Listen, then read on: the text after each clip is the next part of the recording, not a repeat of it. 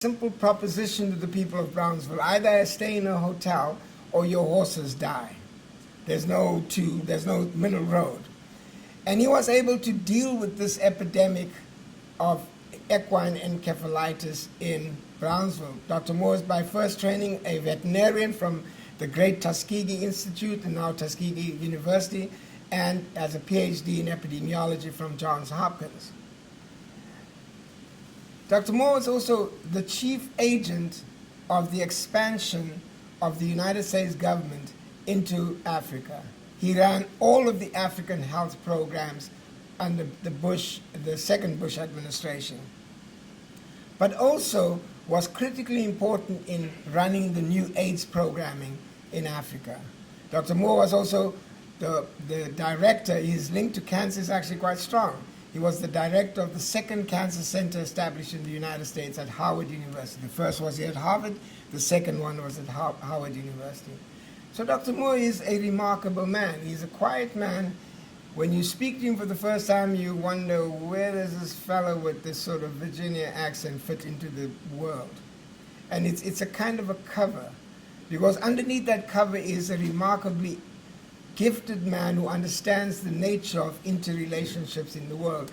Randall talks about our mutual interdependence. Roscoe understands that on the ground. It's not a theoretical exercise for him. He understands how to make us mutually interdependent. And then the final thing about Roscoe is that we've been friends for almost 30 years. And our friendship is a wide and deep friendship that covers many different elements of our lives, our mutual lives. And we have a lot of good times together. We laugh a lot.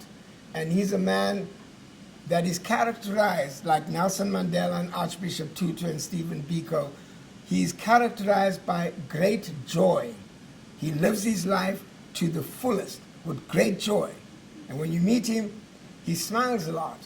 And that's the element of his great joy. Very much like Archbishop Tutu and the late Nelson Mandela and the late Stephen Biko. The thing that characterizes these three men is that they all lived life with joy. So it's always a privilege to talk about my friend Dr. Moore, but it's sad that he's not here, and so I'll bring the joy that he would have brought to this meeting in a small way. So that's Dr. Moore. I want to do a short presentation on cancer incidence across the world. People have spoken about it, and I just want to make sure that we understand the cancer burden that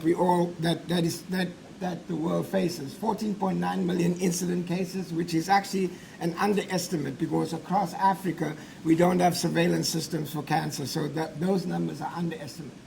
There's been a marked progress in prevention, but in certain communities, because of aging, smoking, obesity, cancer rates have started to climb again. In some parts of the world, cancers are not even counted. I mean, I grew up and went to medical school in KwaZulu-Natal, in a South African province, KwaZulu-Natal, and we had the highest cases of hepatocellular carcinoma. If you look at the data from South Africa in the global burden of disease, those data are not there. It's a major threat to public health worldwide, and incidence rates have increased in most countries since 1990. This trend is a particular threat to developing nations with health systems that are ill-equipped to deal with the complex and expensive issue of cancer therapeutics. This comes from a paper of Nagavi in 2013 called The Global Burden of Cancer. Here's a picture of age-standardized cancer incidence rates per 100,000 for all cancers in 2015. This comes from the Institute for Health Metrics and Evaluation, and the blue colors show a relatively low incidence rate, and you can see Africa seemingly has a very low incidence of cancer, but this is because across the continent we don't have surveillance systems. Absolutely not. So the count is incorrect. However, when you look at mortality, there's still a lot of blue in the picture, but you see the southern cone of the SADC region, the highest death rates in the world. So we tend to count cancers in many African countries at death and not when they first appear.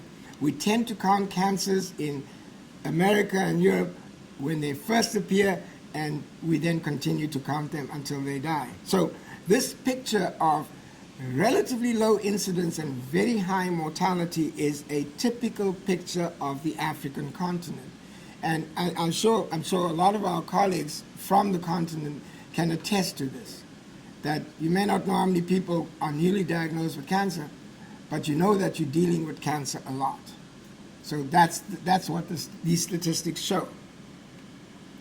So I'll leave it at that point, and I will go to our next speaker because I just wanted to introduce the cancer burden in a few short slides, actually 2 slides. So, can we get the next deck on?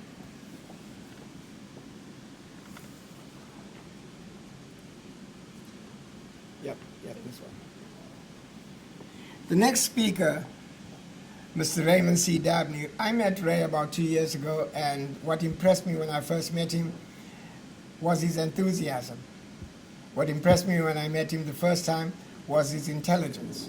What impressed me the time I first met him was his drive to make the world better than he found it.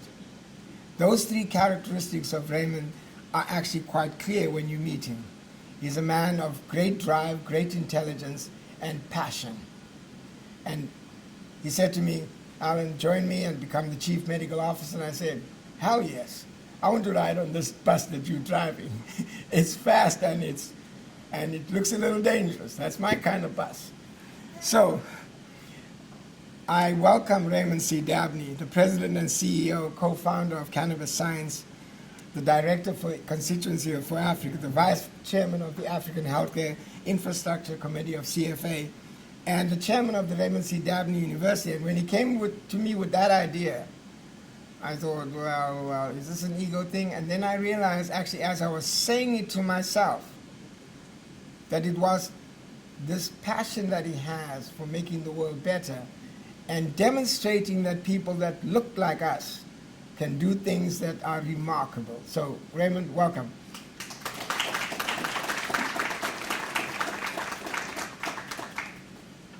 Thank you very much, Alan, for that. I just want to thank everybody for being here.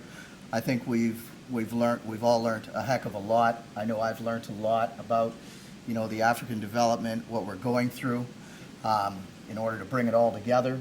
And I'm just very impressed by everybody's forward-thinking progress and how they've articulated it.